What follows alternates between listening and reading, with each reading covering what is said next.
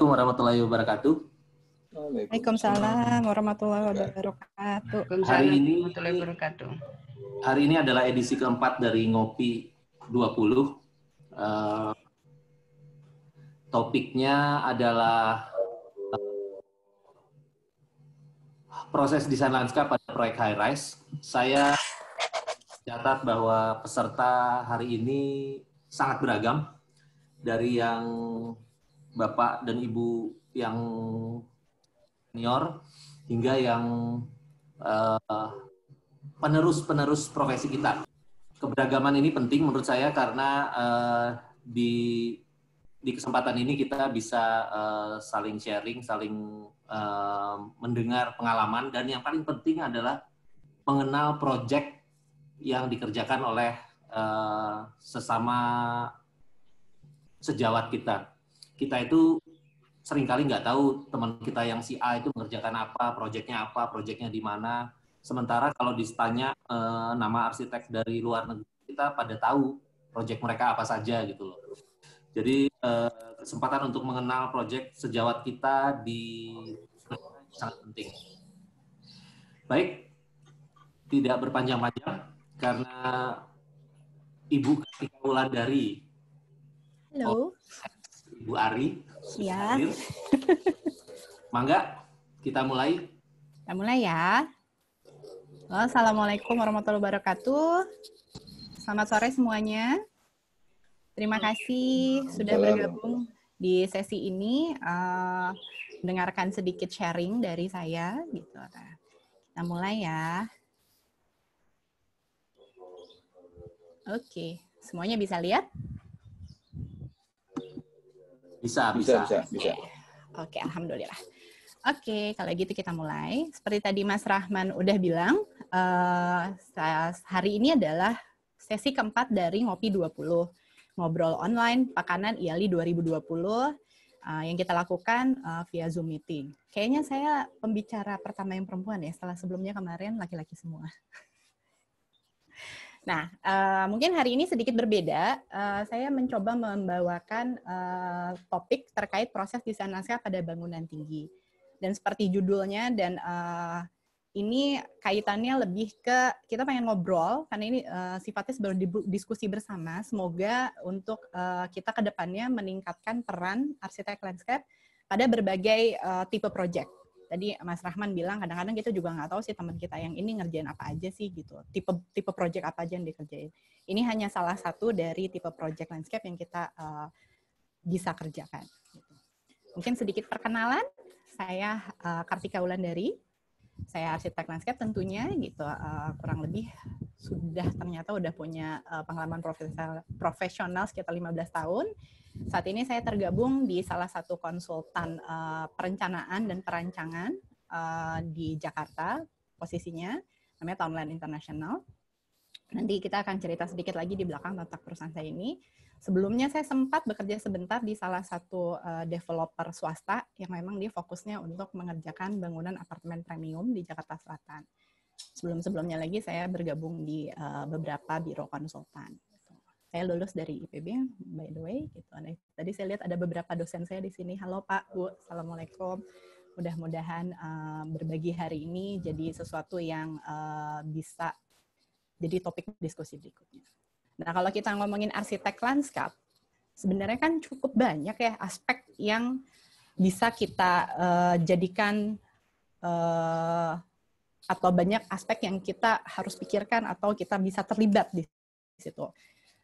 Perencanaan, pengelolaan, kita ngomongin resiliensi, remediasi, tentunya desain, ada kaitan sama sosial, dan selalu ada kaitan sama lingkungan, keberlanjutan, multidisiplin. Kemarin kalau kita ngobrol, sekarang yang lagi cukup dekat infrastruktur biru dan hijau, estetika, terus kita jangan lupa juga ada konservasi, preservasi, gitu, kaitannya sama budaya, dan lain-lain. Jadi banyak banget aspek yang kita sebenarnya bisa terlibat di dalamnya. Gitu. Mungkin ada beberapa teman yang memang fokus di salah satu atau beberapa aspek ini, tapi mungkin juga ada teman-teman terutama yang masih muda-muda tertarik sekali untuk bagaimana bisa terlibat di berbagai aspek yang berbeda-beda gitu. Karena pengalamannya akan cukup berbeda, dan tentunya kembali ke topik gitu. Kita lihat sebenarnya kalau misalnya peran arsitek landscape sendiri pada pengembangan bangunan tinggi itu apa sih gitu kan? Apa gitu yang kita bisa lakukan? Karena kalau kita ngomongin bangunan tinggi itu kan kalau ngelihat bangunan arsitek gitu kan. Gitu. Tapi sebenarnya ini satu potensi juga buat kita untuk kedepannya kita bisa berkontribusi lebih. Karena kalau misalnya ada sedikit quotes dari IFLA tentang landscape arsitektur, menurut mereka itu bukan hanya sekedar profesi untuk masa depan, gitu, tapi sebuah profesi untuk masa depan yang lebih baik. Gitu. Dan terutama dengan kondisi pandemi seperti ini, kita akan melihat lagi sejauh mana kita bisa meningkatkan peran dan kontribusi kita. Oke, kita kalau ngomongin bangunan tinggi seperti saya bilang tadi, biasanya kita ingatnya ada arsitek-arsitek.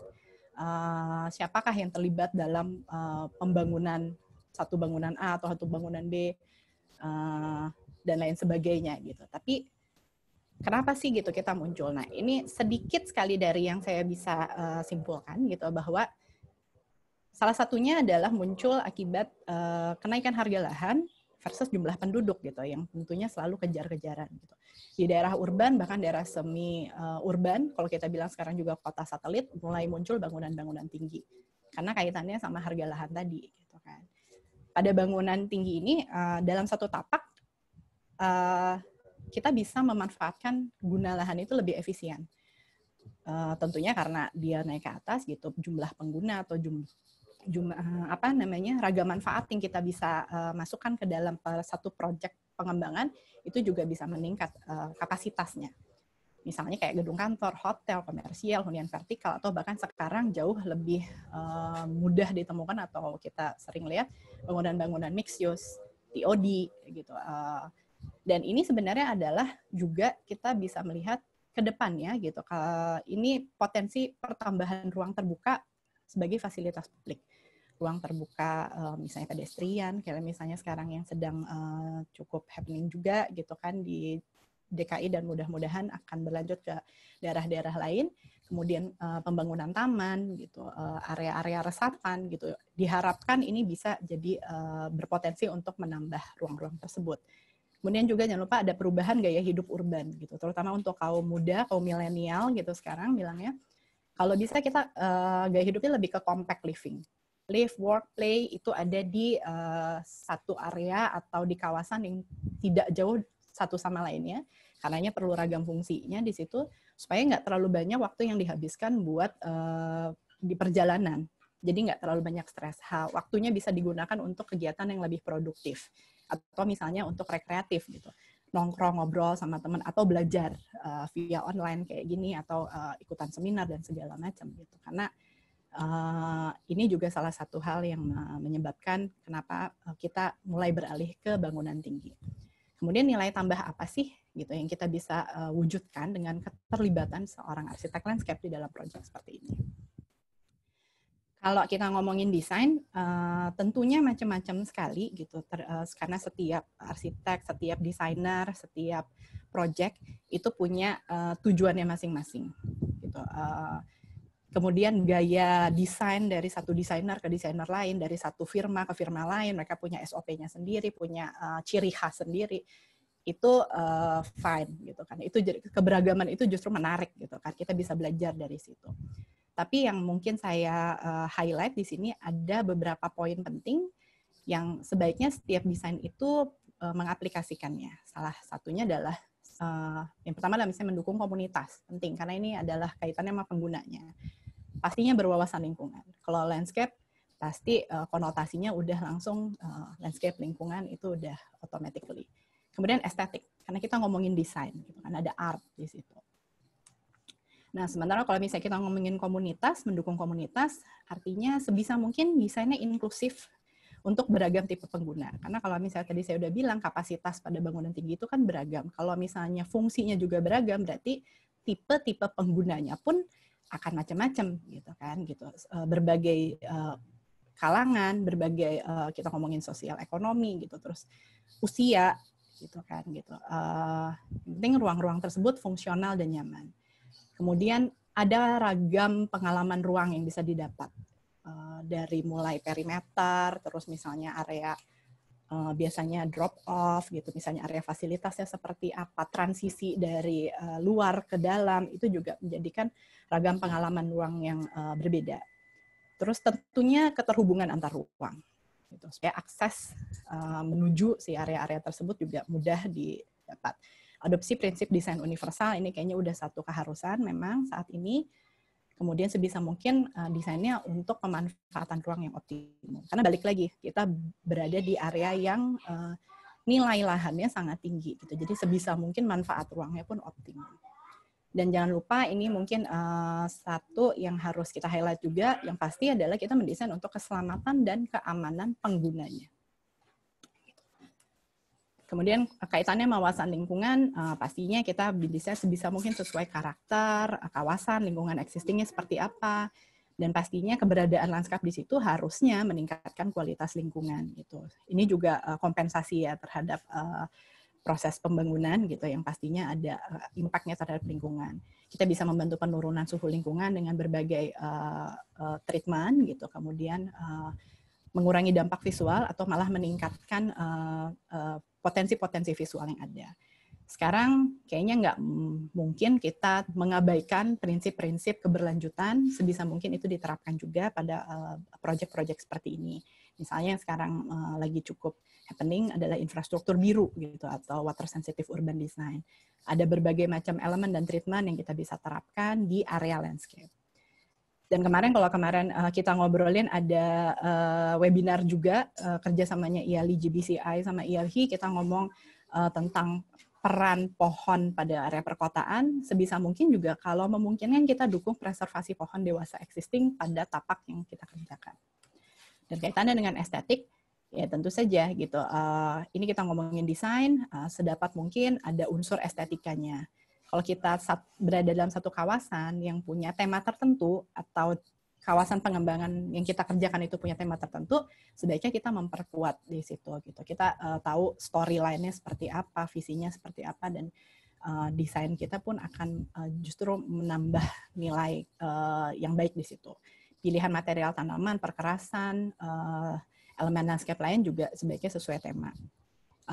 Dan penempatannya saling terintegrasi, dan jangan lupa elemen-elemen dan material-material tersebut juga mempertimbangkan daya tahan, keberlanjutan, dan tentunya mempertimbangkan praktek pemeliharaannya. Karena satu landscape itu kan justru kalau kita ngomongin ini adalah sesuatu yang kita bangun atau kita kerjakan hari ini dan bisa mungkin manfaatnya sepanjang mungkin gitu. Jadi kita pikirkan juga praktek pemeliharaannya. Ini sebenarnya bisa jadi atau sebenarnya berlaku untuk semua tipe proyek. Karena pada dasarnya desain ruang landscape yang berkualitas itu adalah upaya aktif kita sebagai arsitek landscape untuk meningkatkan kualitas hidup dan lingkungan. Nah, kalau kita ngomongin beberapa tipe ruang landscape pada bangunan tinggi, ini cukup beragam, ada beberapa kombinasi.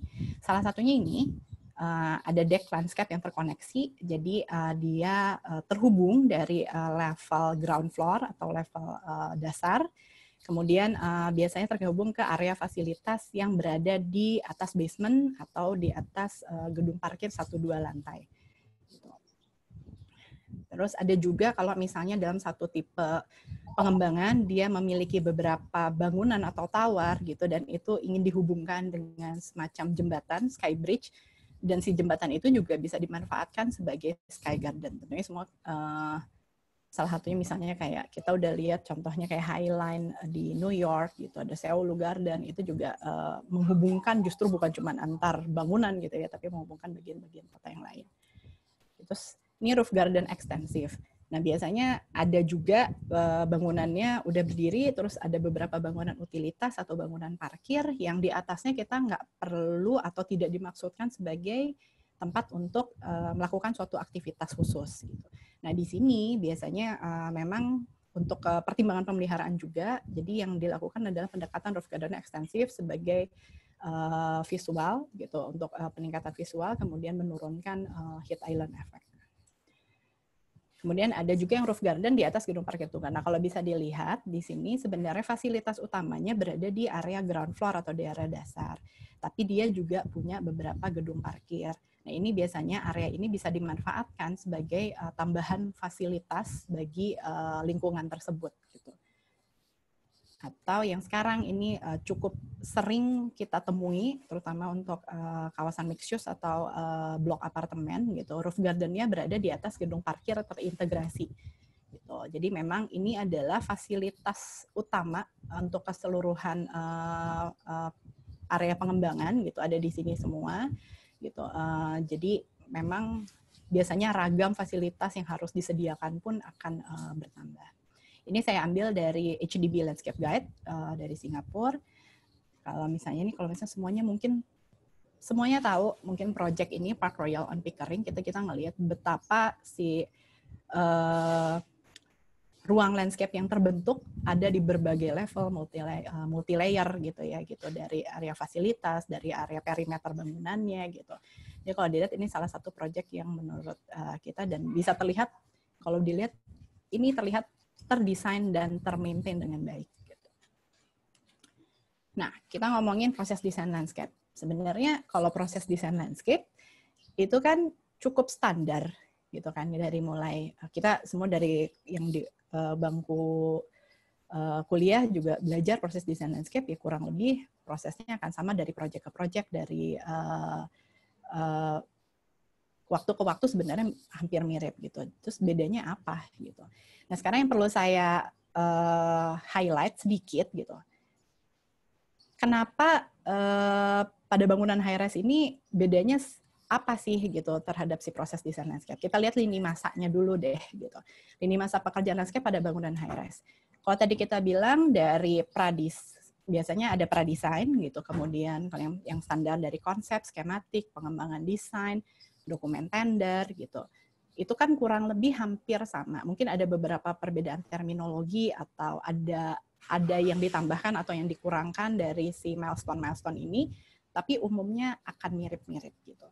Kemudian ada prakonstruksi sampai periode konstruksinya itu sendiri berjalan. Nah, untuk proses desain sendiri sebenarnya hanya butuh sekitar 18 sampai 24 minggu. Kadang kurang sedikit kalau misalnya emang kita kejar target gitu kan, si klien pengen cepet-cepet launching atau cepet-cepet dibangun gitu, atau bisa jadi molor gitu karena berbagai hal gitu. Karena dari satu milestone ke milestone lain itu bisa cukup banyak variabelnya gitu. Dari satu milestone tentu aja kita nggak bisa beralih ke milestone berikutnya kalau kita nggak dapat approval, nggak dapat review yang menyeluruh dan dapat persetujuan untuk lanjut ke fase berikutnya gitu.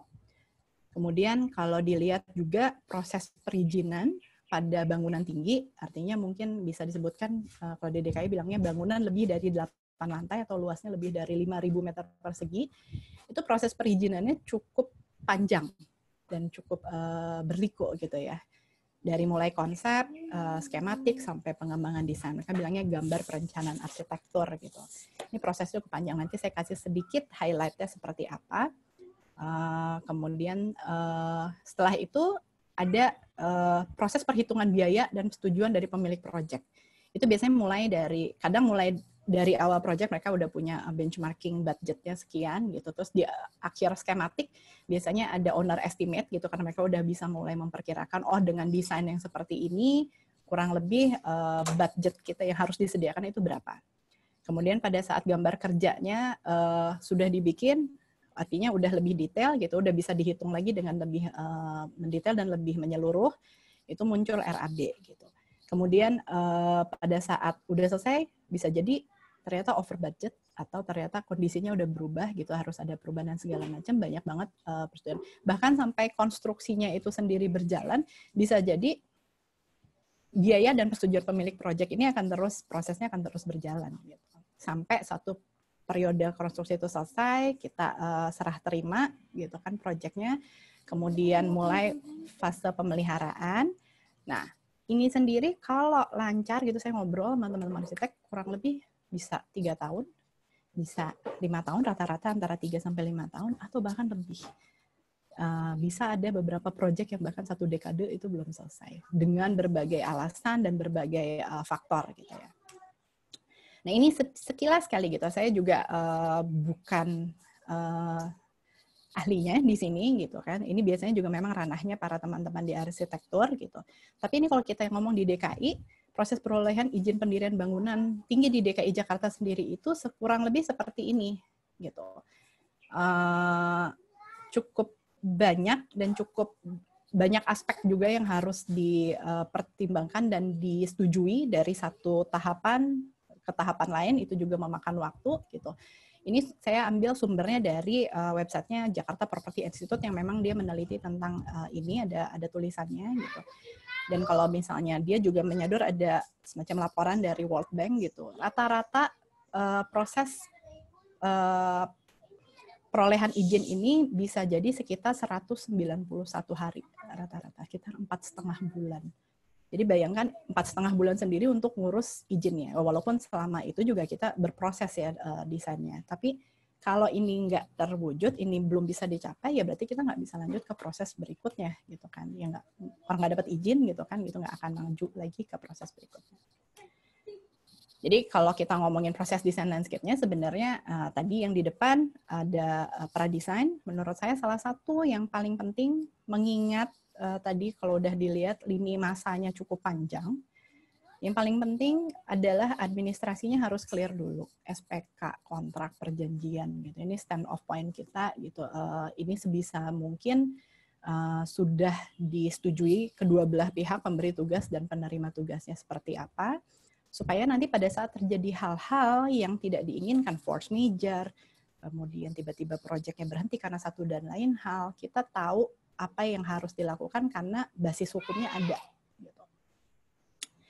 Kemudian yang penting adalah juga kick off meeting sama klien atau pemilik proyek, sebisa mungkin selain tim proyeknya, owner atau si orang yang akan mendirect keputusannya, juga ada tim marketingnya, supaya kita juga tahu project ini sebenarnya visi klien atau keinginannya klien itu mau dibawa kemana gitu, dan kita bisa bergerak dari situ. Gitu. Untuk standar untuk semua project, pengumpulan data, gambar dasar, survei tapak. Kalau misalnya memang perlu dan dibutuhkan dan sebisa mungkin memang ada gitu di tapak kita ada pohon-pohon existing yang memang cukup baik kondisinya, kita survei dan kita upayakan gimana caranya si pohon-pohon ini bisa tetap ada. Apakah memang selama proses pembangunan dia harus pindah tanam dulu gitu ke tempat yang tidak terkena pembangunan. Habis itu setelah proses konstruksi lanskap berjalan, kita bisa pindahkan kembali. Itu juga hal-hal yang menurut kami perlu untuk di-highlight juga. Karena persiapan lahan dan lain-lain ini lebih ke ini ya kliennya. Nah, kalau konsep tadi, kalau berdasarkan pengalaman saya ya, konsep itu bisa beragam sekali gitu yang diajukan oleh tadi seperti saya bilang, tiap desainer, tiap owner gitu, tiap project, nature project itu juga punya apa namanya perbedaan di situ. Ada subjektivitas juga gitu kan kalau kaitannya sama konsep. Tapi yang paling penting biasanya yang menurut pengalaman kami yang harus jelas itu adalah visi dan filosofi desainnya mau apa. Kemudian tema, ide, konsep desain. Dan umumnya gitu untuk proyek-proyek seperti ini gitu karena cukup rumit dan biasanya biayanya juga cukup tinggi, biasanya mereka akan minta beberapa pilihan untuk mereka pertimbangkan pros and cons dari masing-masing pilihan itu apa. Kadang ada yang suka dengan langsung pilihan A, dia langsung lanjut, kita bisa lanjut desainnya dengan pilihan A. Ada yang dia suka, saya suka hal apa di pilihan yang ini, tapi saya suka hal yang ini di pilihan yang lainnya. Dan itu boleh nggak di-merge? Ya bisa aja gitu. Itu bagian dari prosesnya gitu. Tentunya juga sebelumnya kita ada analisa penunjang, kemudian analisa tapak, akses, keamanan, sirkulasi, iklim mikro, elevasi prinsipnya seperti apa, program ruangnya mau gimana, fasilitas aja sih yang di project ini gitu. Terus mulai perlihatkan kerangka materialnya, hardscape tanaman, pencahayaan, gitu, fitur air, artwork gitu kalau perlu gitu. Memang itu mulai muncul di sini. Ini yang tergambar adalah beberapa gambar yang dari beberapa proyek juga yang kami pernah kerjakan gitu. Kadang-kadang ada klien yang memang dia cukup sama sketsa terus dia bisa paham gitu. Kadang memang harus dirender. Tapi karena nggak semua klien itu juga yang terlibat di proses pengambilan keputusan itu biasanya punya latar belakang teknis gitu. Jadi kadang-kadang menggunakan image reference seperti ini akan lebih membantu supaya mereka memvisualisasikannya lebih baik gitu. Kemudian kita udah bisa lihat kurang lebih ini juga buat perhitungan biaya kasar gitu kan gitu, berapa persen sih hard surface-nya gitu, berapa persen sih area hijaunya, berapa persen area yang kita gunakan untuk fitur airnya gitu. Itu juga akan muncul biasanya di sini. Output grafis, denah, potongan, tampak, ilustrasi, kadang-kadang sampai ke animasi kalau keperluannya biasanya untuk lebih ke marketing atau memang untuk presentasi ke orang-orang yang akan menentukan keberlanjutannya proyek itu dari situ, persetujuan dari situ itu biasanya dibutuhkan. Tapi sebaiknya juga ini tidak hanya tentang ilustrasi visual gitu, tapi memang sebaiknya menunjukkan juga hubungan antar ruang dan antar elemen landscape-nya seperti apa. Ini biasanya muncul juga di sini karena kita ngomong dengan area landscape yang juga limited gitu, berada di antara bangunan gitu. Ada beberapa tipe yang biasanya digunakan, terutama untuk kalau kita berbicara tentang area tanam dan integrasinya sama perkerasan. Ada yang berupa gundukan seperti ini, terus planter bersusun, planter tinggi dengan tanaman, karena ini biasanya ini udah nggak mungkin lagi untuk melakukan penyesuaian struktur, jadi mau nggak mau planternya harus tinggi supaya cukup kedalaman tanahnya untuk menanam. Gitu. Terus atau kadang-kadang kita bisa ada yang planter yang diturunkan seperti ini, biasanya untuk area yang luas ini justru malah menolong sekali karena membuat si area landscape itu terlihat jauh lebih luas dibanding kalau misalnya kita banyak planter-planter vertikal. Atau biasanya ini juga cukup umum digunakan perkerasannya saja yang ditinggikan gitu. Atau bisa double slab atau beberapa. Ini juga jadi point of discussion gitu sama klien, sama terutama konsultan struktur gitu kan, supaya dia bisa memperkirakan landscape akan menanam pohon-pohon besar di sini gitu. Misalnya jalan setapak kita perlakuannya akan seperti ini. Ini bisa jadi point of discussion bahkan dari saat konsep. Kemudian lanjut gitu, kalau misalnya kita ke skematik, ya sebenarnya pada dasarnya ini adalah translasi dari konsep, dan ini transisi dari gambar konsep ke gambar kerja. Kalau di arsitektur umumnya ini udah mulai hitam putih gitu. Tapi kalau misalnya di landscape, kalau pengalaman kami, karena biasanya nggak semua klien itu dia punya ini tiba-tiba muncul chatnya, maaf. Nggak semua klien itu punya latar belakang teknis, tadi seperti saya bilang, gambar-gambar ini tuh membantu supaya mereka bisa lebih memahami atau memvisualisasikan proyek ini nanti seperti apa. Material sudah mulai keluar, detail-detail kunci juga di sini udah mulai keluar gitu. Bisa terlihat kayak kita kolam renang ini tipe drainasenya di pinggir kolam renang mau seperti apa. Ini jadi point of discussion juga berikutnya sama konsultan MEP gitu misalnya, atau konsultan struktur. Kemudian misalnya ini ada X-house gitu, perlakuan kita dari sisi landscape kita maunya seperti apa gitu, karena kan biasanya kita tuh nggak mau gitu kan itu terlihat naked on the eye gitu, kita ada satu bangunan X-house besar gitu di tengah-tengah taman kita gitu. Jadi kalau bisa kita akan kasih treatment tertentu, ini udah bisa mulai terlihat. Drainase di tepian, di perimeter bangunan itu juga biasanya udah harus terlihat di fase ini. Nah, kalau Didi, nah ini udah gambar kerja, jadi inilah translasi dari gambar-gambar sebelumnya jadi dokumen gambar teknis, gitu. Jadi sudah terlihat detail penempatan pemasangan semua elemen-elemen landscape yang harus terkoordinasi dengan berbagai konsultan lain. Kemudian kita koordinasi desain juga dengan para spesialis, instalasi seni, pencahayaan, outdoor signage, designer security, kalau misalnya memang untuk project-project yang dia membutuhkan masukan desainer security, elemen-elemen security apa yang udah harus muncul di landscape itu sebaiknya memang udah didiskusikan gitu. Kemudian tabel spesifikasi, ini standar lah ya, gitu kurang lebih. Dan dokumen tender pada dasarnya ya aspek dan dokumentasinya sama seperti yang gambar Didi, tapi dengan penyempurnaan berdasarkan hasil diskusi dan persetujuan kita untuk fase sebelumnya, gitu kan, gitu.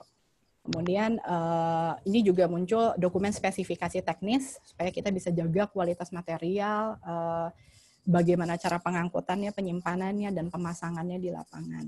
Gitu. Karena memang ini akan digunakan untuk proses standar. Gitu. Jadi ini satu kelengkapan yang biasanya diperlukan untuk proses standar.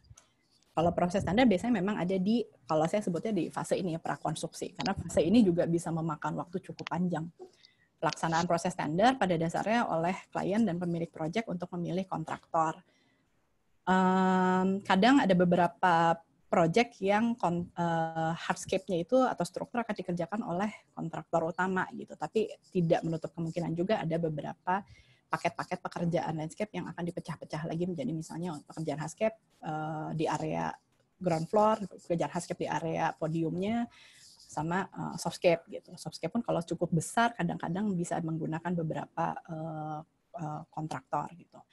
Nah ini variabelnya ya cukup beragam karena kan masing-masing klien itu punya SOP procurement-nya sendiri-sendiri gitu.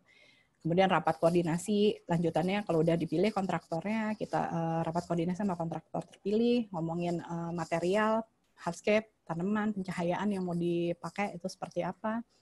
Kemudian berlanjut terus-terusan koordinasi desain, review persetujuan dokumen teknis yang disiapkan kontraktor terpilih, ataupun koordinasi lanjutan apapun. Kalau misalnya, karena di fase ini pun masih amat dimungkinkan terjadi perubahan desain, bahkan sampai konstruksi itu berjalan gitu, karena berbagai hal gitu. Itu akan ada koordinasi intens terus-menerus. Kemudian proses konstruksinya sendiri berjalan. Biasanya memang konsultan struktur pekerjaan struktur, pekerjaan bangunan itu akan duluan dan memakan waktu cukup panjang sampai mereka finishing gitu kan. Dan landscape sendiri kapan gitu? Biasanya landscape baru paling cepat 1 tahun sebelum setelah terima gitu. Kadang 6 bulan, kadang 3 bulan, kadang mepet mau pembukaan minggu depan gitu kan. Itu ada aja yang kayak gitu. Tapi saya berdasarkan pengalaman gitu, sebaiknya kita terlibat aktif di periode ini gitu karena tadi gambar-gambar yang sudah dipresentasikan dengan baik di fase-fase sebelumnya terutama di konsep dan skematik kalau nggak dikawal pada saat periode ini dengan segala macam dinamika di lapangan gitu saya yakin teman-teman juga tahu bisa jadi hasilnya berbeda cukup jauh gitu. Harapannya ngelihat A gitu, ngelihatnya segitiga gitu, jadinya bentuknya bisa berbeda gitu karena ya mungkin ada ada banyak hal yang tidak bisa terkoordinasikan gitu kan di sini. Jadi sebaiknya ini memang satu fase yang cukup penting dan sebaiknya kita terlibat juga di proses ini, jangan cuma berhenti di gambar. Nah, ini beberapa contoh proyek relevan. Tentunya dari tempat saya bekerja saat ini, kebetulan saya di Townland dari 2011 itu salah satu orang yang pertama ada untuk menyusun tim landscape-nya. Karena Townland itu tadinya lebih banyak fokusnya di master planning. Gitu. Tadinya landscape hanya supporting untuk project-project planning. Gitu. Di 2011 kita bikin divisi landscape. Gitu kan, saya salah satu orang pertama yang direkrut waktu itu cuma bertiga sebenarnya gitu dan mulai dari itu malah bergulir beberapa tipe project sebenarnya kita kerjakan cukup macam-macam tapi ternyata project-project high-rise ini juga cukup banyak mewarnai dinamika project-project yang kami kerjakan gitu. Kalau misalnya ada yang belum tahu ini iklan dikit nggak apa-apa ya. Townland ini kami sebenarnya konsultan internasional tadi saya sudah bilang kami punya headquarter di Hong Kong gitu saat ini kantor di Jakarta itu sudah berada sebenarnya dari tahun 96 kemudian di 99 kita berbentuk PT makanya tahun lalu kita merayakan 20 tahun keberadaan Townland di Indonesia kami juga punya kantor di Shenzhen dan di Mumbai India. Ini beberapa proyek sebaran proyek yang kami kerjakan sebenarnya fokus kami adalah di Asia Pasifik atau di sekitar area Asia gitu tapi kadang-kadang klien kami bawa kita ke area-area belahan dunia lain kayak misalnya sekarang kita lagi ngerjain terlibat di project kasino di Cape Verde. Sebelum ngerjain ini saya bahkan nggak tahu Cape Verde itu di mana. Tapi ini klien kita dari Macau yang memang dia spesialisasinya bikin pengembangan-pengembangan demikian di area-area terpencil gitu yang jarang didengar sama orang tapi ternyata memang pasarnya berbeda gitu ya. Fokusnya sebenarnya kalau service kita ngerjain urban regional planning, master planning, urban design, kemudian tadi saya udah bilang landscape arsitektur salah satunya, dan arsitektur. Sisanya yang lain lebih banyak service yang dikerjakan oleh kantor pusat kami di Hong Kong.